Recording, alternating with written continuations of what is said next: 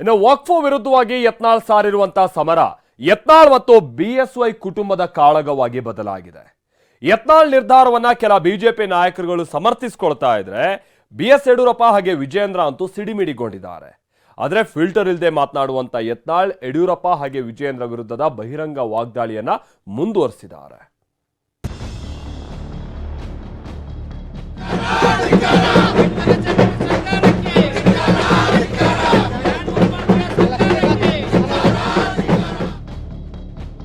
ವಕ್ಫ್ ವಿರುದ್ಧವೋ Vijayendra BSY ವಿರುದ್ಧ ಸಮರವೋ? ಯತ್ನಾಳ್ ವಿಜಯೇಂದ್ರ ಯಡಿಯೂರಪ್ಪ ಮಧ್ಯೆ ಮಾತಿನ ಕಾಳಗ.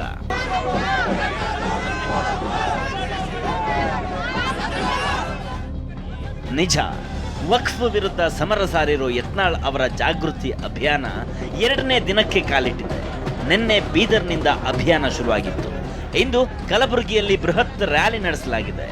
ಆದರೆ ಇದೇನು ವಕ್ಫ್ ವಿರುದ್ಧದ ಹೋರಾಟವೋ ವಿಜಯೇಂದ್ರ ಮತ್ತು ಬಿಎಸ್ವೈ ವಿರುದ್ಧದ ಸಮರವೋ ಅಂತ ಚರ್ಚೆ ಶುರುವಾಗಿದೆ. ಯಾಕಂದ್ರೆ ಇಷ್ಟು ದಿನ ಯತ್ನಾಳ್ ಬಗ್ಗೆ ತುಟಿ ಬಿಚ್ಚದ ಮಾಜಿ ಸಿಎಂ ಬಿಎಸ್ ಯಡಿಯೂರಪ್ಪ ಯತ್ನಾಳ್ ವಿರುದ್ಧ ಸಿಡಿಮಿಡಿಗೊಂಡಿದ್ರೆ ಅತ್ತ ಯತ್ನಾಳ್ ಮಾತಿನ ಕತ್ತಿಯನ್ನೇ ಜಳಪಿಸಿದ್ದಾರೆ. ವೈಯಕ್ತಿಕ ಪ್ರತಿಷ್ಠೆಗೆ ಹೋರಾಟ ಎಂದ ಬಿಎಸ್ವೈ, ಯತ್ನಾಳ್ ತಿರುಗೇಟು. ವಕ್ಫ್ ವಿರುದ್ಧ ಯತ್ನಾಳ್ ಮಾಡ್ತಿರುವ ಹೋರಾಟ ವೈಯಕ್ತಿಕ ಪ್ರತಿಷ್ಠೆ ಅಂತ ಯಡಿಯೂರಪ್ಪ ಹೇಳಿದ್ದಾರೆ. ಇದಕ್ಕೆ ತಿರುಗೇಟು ಕೊಟ್ಟಿರುವ ಯತ್ನಾಳ್ ಮಗನ ವಿಚಾರದಲ್ಲಿ ಯಡಿಯೂರಪ್ಪ ಮಾಡಿದ್ದೇನು ಅಂತ ಪ್ರಶ್ನಿಸಿದ್ದಾರೆ. ಇವತ್ತು ಬಸವನಗೌಡ ಪಾಟೀಲ್, ಯತ್ನಾಳ್ ಇವರೆಲ್ಲರೂ ಸಹ ಹೋರಾಟ ಮಾಡೋದನ್ನ ಕೈ ಬಿಟ್ಟು ನಮ್ಮ ಜೊತೆಗೆ ಒಟ್ಟಾಗಿ ಸೇರಿ ಕೆಲಸ ಮಾಡಿ ಅಂತ ವಿಜಯೇಂದ್ರ ಅವರು ರಾಜ್ಯದ ಅಧ್ಯಕ್ಷರಿಗೆ ವಿನಂತಿ ಮಾಡಿಕೊಂಡ್ರು. ಆದರೂ ಸಹ ಅವರು ಸ್ವಪ್ರತಿಷ್ಠೆಯಿಂದ ಇದೆಲ್ಲ ಮಾಡ್ತಿರುವಂಥದ್ದು ಅವ್ರಿಗೆ ಶೋಭೆ ತರುವಂಥದ್ದಲ್ಲ. ಜನಜಾಗೃತಿ ಮಾಡ್ಲಕತ್ತೀವಿ ಹೊರತು ಯಾವುದೇ ರಾಜಕೀಯ ಲಾಭಕ್ಕಾಗಿ ಅಲ್ಲ, ಯಾವುದೋ ಕುಟುಂಬವನ್ನ ಮುಗಿಸ್ಲಿಕ್ಕೆ ನಾವು ಮಾಡ್ತಾ ಇದ್ದೀವಿ. ಸ್ವಹಿತಾಸಕ್ತಿಗಾಗಿ ಮಾಡ್ತಾ ಇದ್ದಾರೆ ಹೋರಾಟ ಅಂತ. ಯಡಿಯೂರಪ್ಪನ ಸ್ವಹಿತಾಸಕ್ತಿಗೆ ಮಾಡಿದ್ರು ಮೊದಲ ಮುಖ್ಯಮಂತ್ರಿ ಮಾಡಿರ್ತಾರೆ. ಇನ್ನು ಇತ್ತೀಚೆಗೆ ನಡೆದ ಚುನಾವಣೆಯಲ್ಲಿ ಬಿಜೆಪಿ ಸೋಲಿಗೆ ಪೂಜ್ಯ ತಂದೆ ಮತ್ತು ಪೂಜ್ಯ ತಂದೆಯವರ ಮಗನೇ ಕಾರಣ. ಹೈಕಮಾಂಡ್ ಇನ್ನಾದರೂ ಅವರ ಮೇಲಿನ ವ್ಯಾಮೋಹ ಬಿಡಬೇಕೆಂದು ಯತ್ನಾಳ್ ಹೇಳಿದ್ರು. ಇದಕ್ಕೆ ಪ್ರತಿಕ್ರಿಯಿಸಿದ್ದ ಯಡಿಯೂರಪ್ಪ ಸೋಲಿನ ಹೊಣೆ ಎಲ್ಲರೂ ಹೊರಬೇಕು ಅಂದಿದ್ರು. ಬಿಎಸ್ವೈ ಮಾತಿಗೆ ಗರಂ ಆಗಿರುವ ಯತ್ನಾಳ್, ಗೆದ್ರೆ ನೀವು ಸೋತ್ರೆ ನಾವಾ ಅಂತ ಪ್ರಶ್ನಿಸಿದ್ದಾರೆ. ನೀವು ರಾಜ್ಯಾಧ್ಯಕ್ಷರಿಗೆ ಪ್ರತಿಕ್ರಿಯೆ ಕೇಳ್ರಿ. ಅವ್ರ ನೇತೃತ್ವ ಜನ ಕರ್ನಾಟಕದಲ್ಲಿ ಒಪ್ಪಿದಾರೋ ಇಲ್ಲೋ ಅವ್ರಿಗೆ ಗೊತ್ತು. ಬಂದಾಗಿದ್ದು ನಮಗೂ ದುಃಖ ಇದೆ. ಬಿಜೆಪಿಗೆ ಇಂಥ ಹೀನಾಯ ಸೋಲು ನಿಜಕ್ಕೂ ನಾವು ನಿರೀಕ್ಷೆ ಮಾಡಿರಲಿಲ್ಲ. ಆದರೆ ಇದೆಲ್ಲ ಒಳ ಒಪ್ಪಂದದಿಂದ ಕರ್ನಾಟಕದಲ್ಲಿ ಭಾರತೀಯ ಜನತಾ ಪಾರ್ಟಿ ಈ ಸ್ಥಿತಿಗೆ ಬರ್ತಾ ಇದೆ. ಇನ್ನಾದರೂ ಹೈಕಮಾಂಡು ಈ ಪೂಜ್ಯ ತಂದೆ ಮತ್ತು ಪೂಜ್ಯ ತಂದೆಯವರ ಮಗನ ಮೇಗಿನ ವ್ಯಾಮೋಹ ಬಿಡಬೇಕಂತ ನಾನು ಕೇಂದ್ರ ಹೈಕಮಾಂಡಕ್ಕೆ ವಿನಂತಿ ಮಾಡ್ಕೊತೀನಿ. 3 ಉಪಚುನಾವಣೆ ನಮ್ಮ ನಿರೀಕ್ಷೆ ಮೀರಿ ನಮಗೆ ಹಿನ್ನಡೆ ಆಗಿದೆ, ಅದನ್ನು ಒಪ್ಕೊಳ್ಬೇಕು. ಎಲ್ಲೊಂದು ಕಡೆ ವಿಜಯೇಂದ್ರ ಅವರಿಗೆ ಇದು ಹಿನ್ನಡೆ ಅಂತ ಚರ್ಚೆ ಆಗ್ತಾ ಇದೆ. ವಿಜಯೇಂದ್ರ ಯಡಿಯೂರಪ್ಪನ ಪ್ರಶ್ನೆ ಇಲ್ಲ. ಈ ಚುನಾವಣೆ 3 ಕಡೆ ಆಗಿರುವಂಥದ್ದು ಒಂದು ರೀತಿ ನಮ್ಗೆ ಹಿನ್ನಡೆ ಆಗಿದೆ. ಎಲ್ಲರೂ ಸಹ ಈ ಜವಾಬ್ದಾರಿನ ಹೊರಬೇಕು. ಚುನಾವಣೆಯ ಸೋಲನ್ನ ಎಲ್ಲರೂ ಹೊರಬೇಕಾಗ್ತದೆ ಅಂತ ಯಡಿಯೂರಪ್ಪ ಅವರು ಹೇಳಿದ್ರು. ಗೆದ್ರ ಅವ್ರು ಹೊರಬೇಕು, ಸೋತ್ರ ನಾವು ಹೊರಬೇಕು, ಕಾರ್ಯಕರ್ತರು ಹೊರಬೇಕು. ಹೌದು, ಏನು ಅಡ್ಡಿಲ್ಲ. ಅನುಭವಿ ರಾಜಕಾರಣಿಗಳು ಹೇಳ್ತಾರ, ಅವ್ರಿಗೆ ಅಭಿನಂದನೆಗಳು. ಈ ಮಧ್ಯೆ ಯತ್ನಾಳ್ ವಿರುದ್ಧ ಕ್ರಮಕ್ಕೆ ವಿಜಯೇಂದ್ರ ಗಂಭೀರ ಚಿಂತನೆ ನಡೆಸಿದ್ದು ಹೈಕಮಾಂಡ್ ನಾಯಕರ ಜೊತೆ ಚರ್ಚೆಗೂ ಮುಂದಾಗಿದ್ದಾರೆ ಎನ್ನಲಾಗಿದೆ. ಡಿಸೆಂಬರ್ 7ರಂದು ಬಿಜೆಪಿ ರಾಜ್ಯ ಕೋರ್ ಕಮಿಟಿ ಸಭೆ ನಡೆಯಲಿದ್ದು ಅಲ್ಲಿ ಈ ಬಗ್ಗೆ ಪ್ರಸ್ತಾಪ ಮಾಡಲು ಮುಂದಾಗಿದ್ದಾರೆ ಎನ್ನಲಾಗಿದೆ.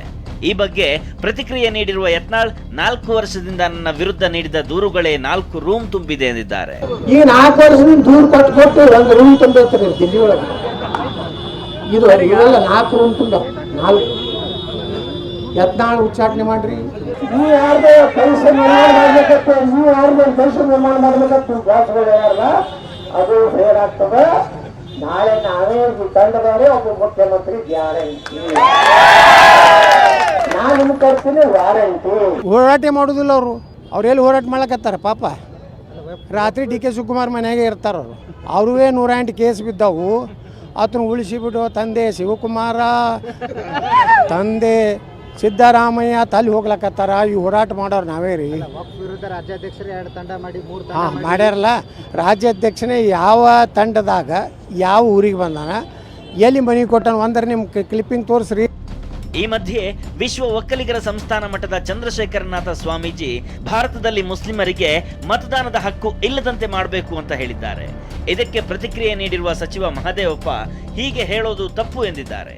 ಒಂದೇನಪ್ಪ, ನಮ್ಮ ದೇಶಕ್ಕೆ ಒಳ್ಳೆ ಕೀರ್ತಿ, ಒಳ್ಳೆ ಅಭಿಪ್ರಾಯ ಬರಬೇಕು ಅಂದರೆ ಈ ರಾಜಕೀಯದವ್ರು ಮಾಡ್ತಾ ಇರ್ತಕ್ಕಂಥದ್ದು ಓಟ್ಗೋಸ್ಕರ ಮಾಡ್ತಾ ಇರೋದ್ರಿಂದ ಆ ಮುಸ್ಲಿಂ ಜನಾಂಗಕ್ಕೆ ಈ ಓಟಿನ ಪವರೇ ಇಲ್ಲ ಅಂತ ಮಾಡಿಬಿಟ್ರೆ ಕಾನೂನು ಆಗ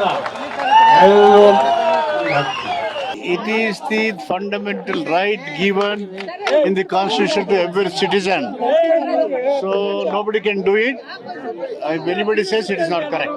ಅದೇನೇ ಹೇಳಿ, ವಕ್ಫ್ ಹೋರಾಟದಲ್ಲಿ ಬಿಜೆಪಿ ಬಣ ರಾಜಕೀಯ ಬೀದಿಗೆ ಬಂದಿರೋದು ಸತ್ಯ. ಆದ್ರೆ ಕೆಲ ಬಿಜೆಪಿ ನಾಯಕರು ಡ್ಯಾಮೇಜ್ ಕಂಟ್ರೋಲ್ಗೆ ಪ್ರಯತ್ನ ಮಾಡ್ತಿದ್ರೆ, ಶಾಸಕ ಯತ್ನಾಳ್ ಮಾತ್ರ ಎಷ್ಟೇ ಏನೇ ಎಚ್ಚರಿಕೆ ಕೊಟ್ಟರು ಇಟ್ಟ ಹೆಜ್ಜೆಯಿಂದ ಹಿಂದೆ ಸರಿತಾನೇ ಇಲ್ಲ.